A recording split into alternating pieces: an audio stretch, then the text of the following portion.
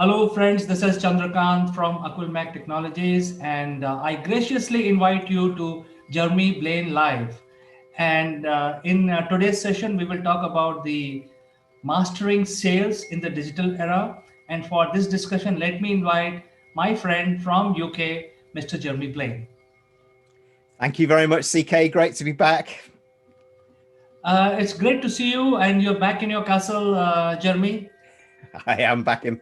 I am back in my castle. I know that you'd be very upset if I wasn't back in my castle. So yes, I'm back here.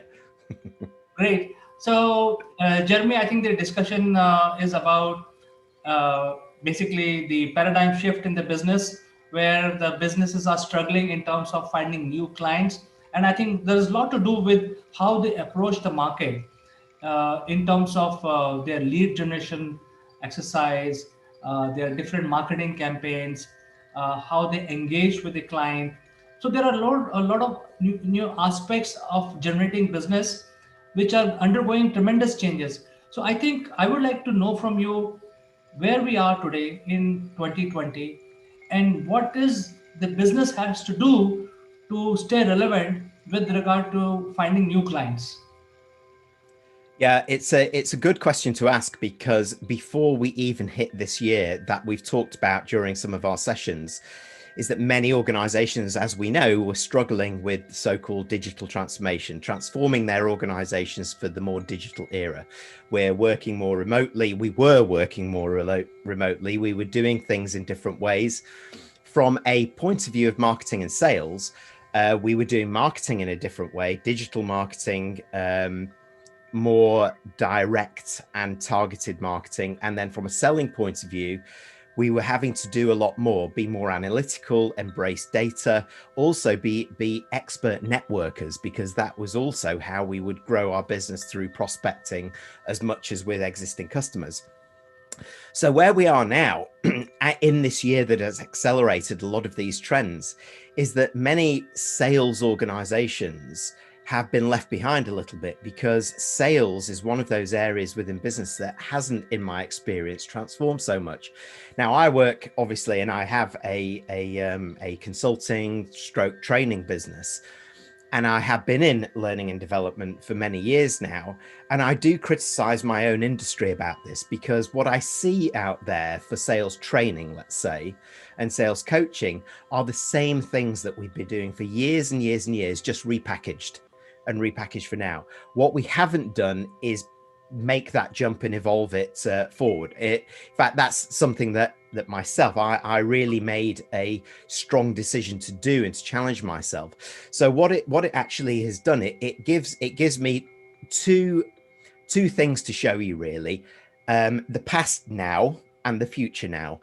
And I say now in there because it's happening. So the past now is traditional selling, but it's still in place with many organizations.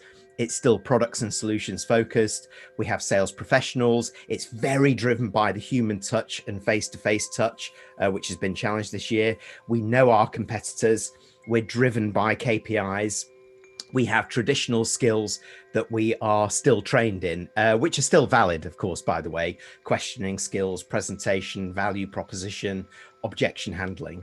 But if we fast forward to the more enlightened organizations who are future now, they see selling differently. They've moved from solution selling to customer and consumer journeys, understanding at each point in the customer where they can impact positively to add even better value for them. So this is creating great experiences, engaging the overall organization, not just our buyer or the people that we're used to seeing.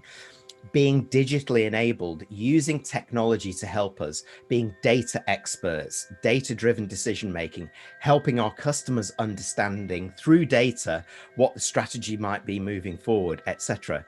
And understanding that we live in hyper-competitive times. So we know some of our competitors, but we don't know the competitors who will come tomorrow. So we need to be agile, ready to act. So in terms of our own skills, we need to be far more connected to the underbelly of the industry. We need to be great on LinkedIn. We need to be at industry events. This year, we need to do it online. We need to reach out and we need to be industry spokespeople. So we need to not only be experts in our products and services, but also in our industry and create a voice for ourselves. So it's actually creating a very different brand.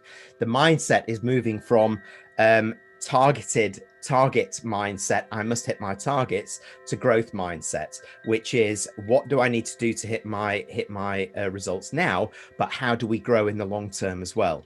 And how do I use digital to enable all of that for collaboration, communication, customer mobilization, customer engagement, and doing this all together?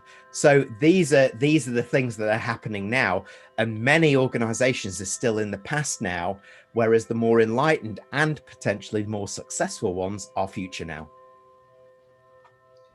So, Jeremy, I think the biggest challenge any sales guy will face, whether you are a CEO or you are a sales manager, is basically making the customer remember you.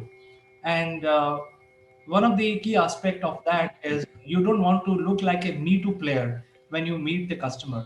And when everybody is getting on to the digital platform, somehow there is a new skill required to get into that or get out of Me Too syndrome.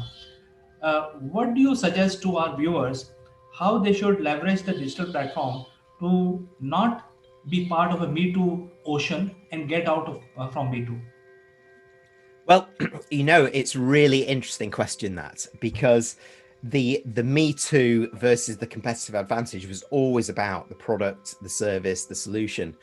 What has emerged this year through this intense period of remote working, remote selling, is that relationships are trumping traditional solutions, services, and so on. So creating very strong human touch relationships, albeit remotely, like we're talking here, helping the customer through this very challenging period as much as working ourselves, is actually giving the very best salespeople out there competitive advantage. So in the digital era, the human touch becomes more important than it ever was. In fact, that you can do more digitally, so you can be more connected. So we're seeing much more less of the formal selling. So my hour meeting at a client, much more of the short 15-minute, 20-minute meetings with one agenda point, but also the informal communication via platforms like WhatsApp, for example, whereby we're exchanging much more than we used to do and keeping in touch, very much also from the human side of things. Empathy is being demonstrated, and understanding of where we all are in the situation. But the very best salespeople out there, if you consider them, there is a growing gap between them and those salespeople who are still more traditional, who are still saying in their minds, no, you can't do selling without having a very strong human touch and being face to face. This is a myth. You can actually have an even closer relationship.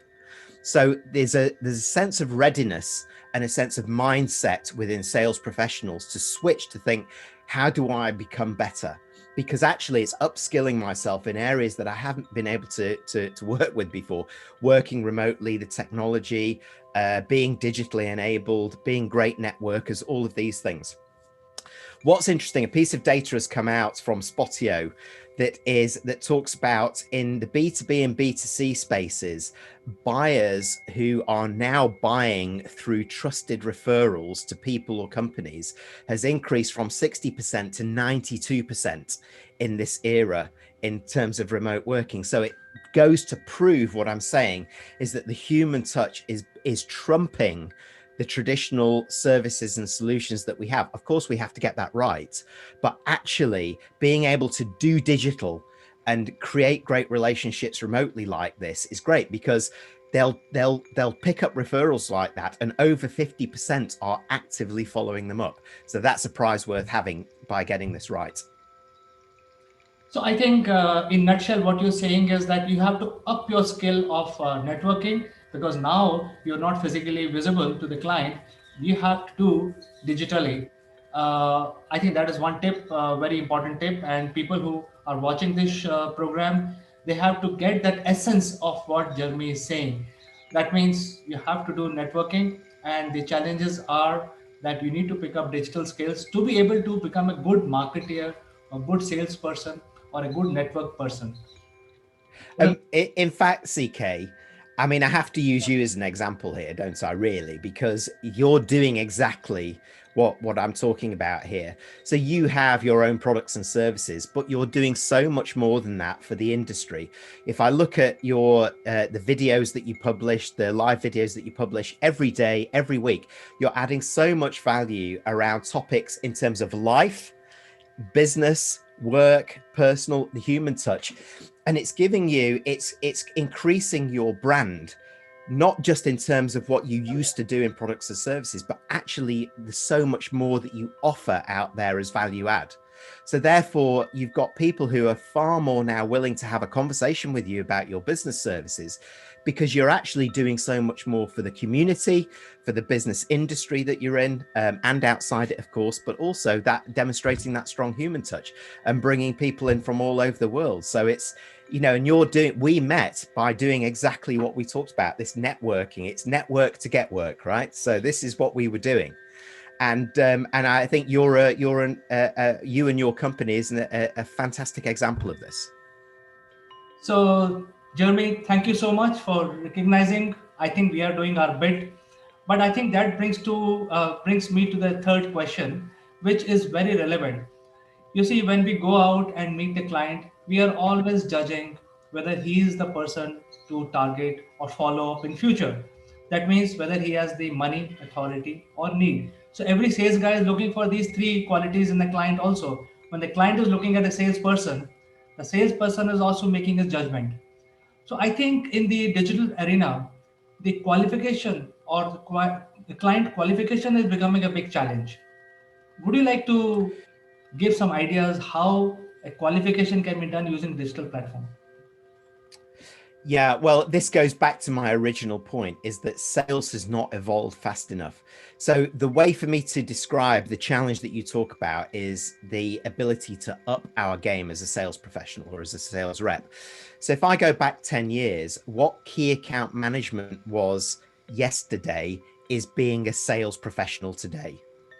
So it's actually, you're having to move from so the thing is that traditionally, when we look at how salespeople have been recruited, and I remember because I was a salesperson, I started my career in Procter and Gamble, and I was recruited into Procter and Gamble. And it was based largely on personality. I had an outgoing personality. I got really excited and passionate about stuff. And this was a really key trait of a salesperson. And it still is. We have to be able to do that. And we have to be able to create good relationships. However, I remember then my analytical skills weren't so good, but that was fine because I was going into sales. Right now, you need great analytical skills and more strategic skills. So the very best salespeople out there who are looking to develop themselves need to understand that in order, let's say, for example, to absolutely penetrate a customer or a prospect in the best way, they need to be prepared to do some research. So they can go onto LinkedIn, they can look at industry papers, they can look at company reports, get in there, look at who the key players are, and start to think about how they grow their network within their company by, first of all, who they know, and then moving forward in terms of not just going directly to call a person, but doing exactly what we said before.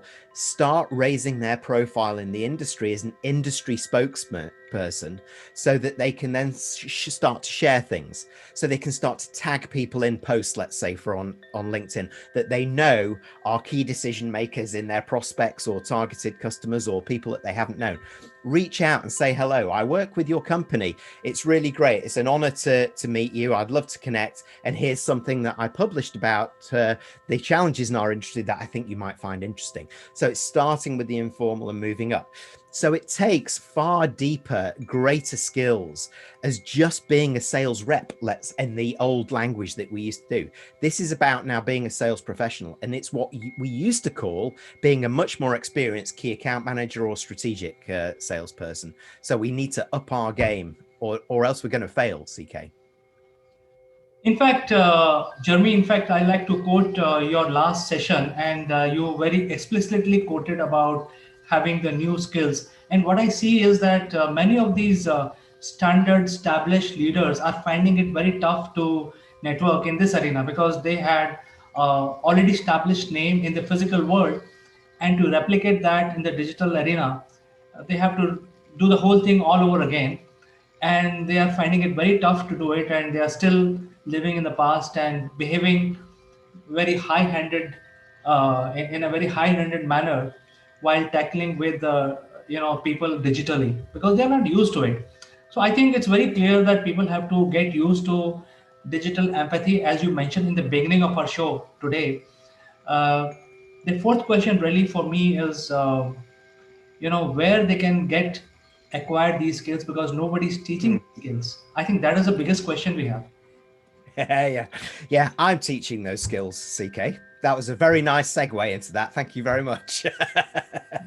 Because like I said at the beginning, I think it's our duty as learning professionals to challenge ourselves, learn ourselves, and provide those new skill sets on top of the existing skill sets, which is still important because you still need to know how to ask great questions, create great relationships, but you need to do it in the virtual world better, and you need to do it differently. So I spent a lot of time doing that. However, if I look at what's happening more generally out there, then nearly 40% of high growth companies from a sales perspective, they're starting to pivot their sales skills and using inside sales technologies. So in old language, that was call centers. So they were using the skills to boost their selling techniques of how call centers did it. So the call centers know they potentially got 5 to 7 minutes to sell something to a call, maximum, absolute maximum. They've got to create a great first impression. They've got to do this, and they've got to do it repeatedly, time and time again. And they've got to get used to hearing the word no. And they've got to get used to kind of getting up again and going. So what many traditional sales organizations and newer sales organizations are adopting are these skills from inside sales. So those connection skills, and then they're bringing into that. In fact, they're bringing into the new skill sets, and of the new skill sets, 80% of organizations are believing that data analytics expertise is the route to Salesforce competitive advantage. So they're spending a lot of time creating a lot of training around agile working and agile methodologies, data interpretation and analysis, and then therefore to provide insights, and then training on how they actually present that data to a client. So for example, a agile technique like data visualization. So trying to use the least words possible and trying to use pictures to kind of paint the story and tell the story for a client. And storytelling is really at the heart of this, using visuals to help drive a narrative through it. So these are upgraded skills from where we are. And on the job, when you think about kind of management support as well, over 60% of organizations report creative new practices to engage the customers through joint selling online. So for example, here we can do a lot more. I can bring people in to let's see if this was a selling call, I could bring a special guest in to a prospect, say, here, I instead of providing a customer testimonial on a reference, I've got someone who's just going to come in for 5 minutes, tell you about the experience and answer any of your questions, live. Now it's kind of guest practices live, isn't it? I can do joint selling with my manager. I can do far more by coming onto, let's say, a Zoom call like this, one day before a really important meeting and practicing the meeting with my colleagues or my people. And I can record them and view them and start to look at how I interact in the virtual world. Do I provide great eye contact, for example? Do I look into the camera, into your eyes, or am I looking at what I'm presenting on my screen down here? Which is really key for sales. You've got to keep that eye contact and got to keep your body language very positive. So smile, open your eyes quite wide, and be very open. Use body language, although I'm using too much right now, I know. So don't use too much, but use some of it. And you can start to create these brand new skills and understand also the changes that you need to have. Your meeting now might be 15 minutes. So have 1 or maximum 2 agenda items with the customer. Pre-prepare them. Talk about upfront what the the outcome is, so you can get down to it when you're on the call. But one thing that has emerged from, 2 or 3 of the customers I've worked with this year, when I've talked to them about what's really worked, they've said spending 5 minutes, even though we've just got 15 to 30 minutes on the meeting, spending 5 minutes just talking at a human level and connecting around how people are feeling, and talking about, demonstrating a bit of empathy and talking about how we are, has made a very, very big difference to engaging and mobilizing customers to be orientated around your products and services and being ready to listen to what you have to say. So a few tips there, I think, CK. These tips are very valuable. I think people who are struggling and try to start their journey in the digital world, I think they can take the cue from here, which is just the tip of the iceberg. I'm sure there are a lot of things which you can bring on the table, and there are a lot of things in digital empathy which people need to really learn. Sit in front of a guru like you and learn, pick up those traits which are very important. And I would like to say one more thing before you speak.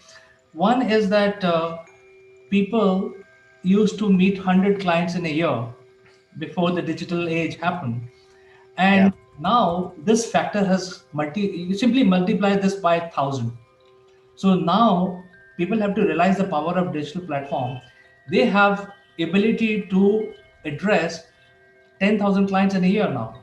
So I think the strategy itself has to completely, it's a new strategy. You have to work on a new strategy to be able to talk to 10,000 clients as if you're talking to them face to face, isn't it? You're right. You're absolutely right. And we've gone from here in traditional selling, let's just say just at sales rep, sales professional level, to what a sales rep, sales professional needs to now is up here. The skill gap from where we were to where we need to be now, just to compete on a normal selling and general selling, is really quite big. So these skills that you talk about, we can engage far more. We can engage at industry level. We can use technology. We can leverage data. We can do so much more, but it takes a modified and upgraded skill set to be a super salesperson in the 2020s. So, Jeremy, I think we had a very fruitful discussion today. There is, tremendous amount of learning from you. There is a lot to it, and people who want to reach out to you, they can reach out to you directly, or they can drop an email.